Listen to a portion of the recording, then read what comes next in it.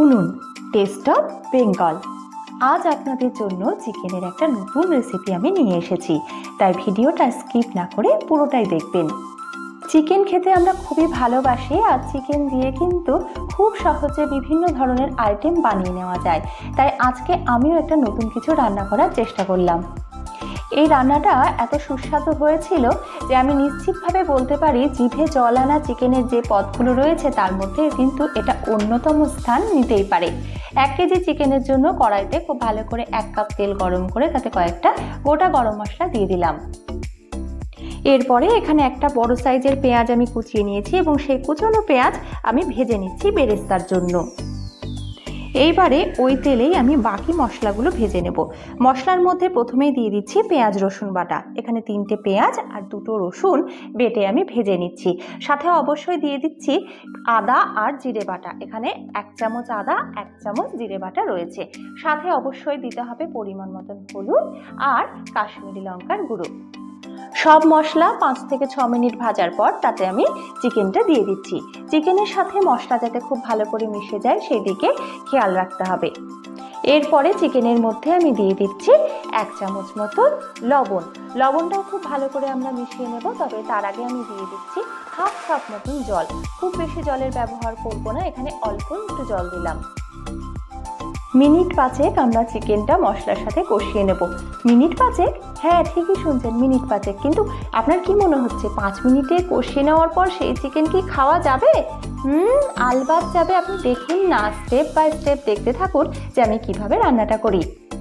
আমরা ঢাকা দিয়ে দিয়েছি। এবার ঢাকা সরিয়ে আমরা দেখে নিচ্ছি যে চিকেনের রঙটা কীরকম হয়েছে। যেহেতু কাশ্মীরি লঙ্কার গুঁড়ো দিয়েছিলাম তাই রঙটা কিন্তু এখনই খুব ভালো হয়েছে।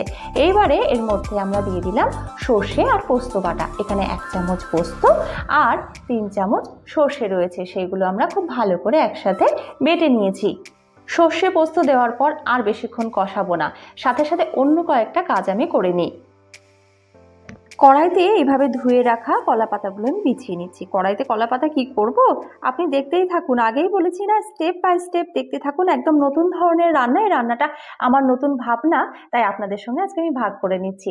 কড়াইতে কলা পাতা এইভাবে বিছিয়ে নেওয়ার পর আমরা ওই 5 মিনিটের কষিয়ে রাখা, 5 মিনিটের একটু বেশি, মানে সর্ষে পোস্ত দেওয়ার পর আর 1 মিনিট ছিল, 6 মিনিটের কষিয়ে রাখা চিকেনটা কলা পাতার উপরে দিয়ে দিলাম। আর এরপরে চিকেনের উপরে আমি দিয়ে দিচ্ছি এইভাবে পাতলা করে কেটে রাখা লেবু। লেবুটা অবশ্যই এভাবে পাতলা করেই কাটবেন। আর সাথে দিয়ে দিচ্ছি চিড়ে রাখা কাঁচা লঙ্কা। লঙ্কাটা যেহেতু আগে আমি ব্যবহার করিনি আর কাশ্মীরি লঙ্কা ঝাল হয় না, তাই আমি এখানে বেশ কয়েকটা কাঁচা লঙ্কা দিয়ে দিচ্ছি। এই রান্নাটা খুব বেশি ঝাল ঝাল করতে হবে না, মানে আপনি যদি ঝাল খেতে খুব ভালোবাসেন তবে দিতেই পারেন। আমি খুব বেশি ঝাল পছন্দ করিনি এই রান্নাটায়, তাই অল্পই দিয়েছি। আর এরপরে আমি দিয়ে দিচ্ছি পেঁয়াজ বেরেস্তা, অর্থাৎ সব প্রথমে যে পেঁয়াজটা আমরা ভেজে রেখেছিলাম সেটা আমি উপর থেকে ছড়িয়ে দিলাম। এরপরে আবার গ্যাস জ্বালিয়ে আমি তারপরে ওভেনের উপরে সেই কড়াইটা বসিয়ে দিলাম। এরপরে একটা ঢাকনা দিয়ে কড়াইটাও আমরা ঢেকে দেব। গ্রাম বাংলায় কিন্তু কলাপাতা পাওয়া খুবই সহজ ব্যাপার, কিন্তু শহরাঞ্চলে সবসময় কলাপাতা পাওয়া যায় না। যখন আপনি পাবেন, বাজারে যখন পাবেন, তখন কিন্তু অবশ্যই একদিন এই রেসিপিটা ট্রাই করবেন। সত্যি বলছি, আপনার ভীষণ ভালো লাগবে। কিছুক্ষণ পর আমরা এবার ঢাকনা সরিয়ে দেখে নিচ্ছি যে রান্নাটা কিরকম হয়েছে। দেখুন তলায় একটুও ধরেনি, আর রংটাও কি সুন্দর এসেছে। আর গন্ধটা কিন্তু আমি আস্বাদন করলাম, আপনাদের জন্য দিতে পারলাম না। এই গন্ধটা আপনাকে নিতে হবে নিজে থেকেই, তাই নিজের বাড়িতে অবশ্যই চেষ্টা করবেন। আর মাংস কিরকম সেদ্ধ হয়েছে সেটা আপনি দেখে বুঝতেই পাচ্ছেন যে এরকম ভাবে ছোট ছোট হয়ে মাংসটা কিন্তু ছাড়ানো যাচ্ছে। এই রান্নাটার নাম আমরা চিকেন পাতুরি দিতেই পারি। তবে একটা কথা বলে রাখি, রান্নাটা করার সময় কিন্তু প্রথমেই কলা পাতায় বসিয়ে দেবেন না, এতে করে চিকেনটা একটু সেদ্ধ কম হতে পারে এবং কাঁচা ভাব থাকতে পারে। তাই অবশ্যই 6 থেকে 7 মিনিট কষিয়ে নেওয়ার পর এইভাবে কলা পাতা বিছিয়ে তারপরে চিকেন দিয়ে একদম কম আঁচে আপনারা রান্না করবেন 15 থেকে 20 মিনিট। আর উপরের পাতাটার রং দেখেই আপনি বুঝতে পারবেন, যখন দেখবেন একটু লালচে রং হয়ে এসেছে তখন জানবেন আপনার রান্না হয়ে গেছে।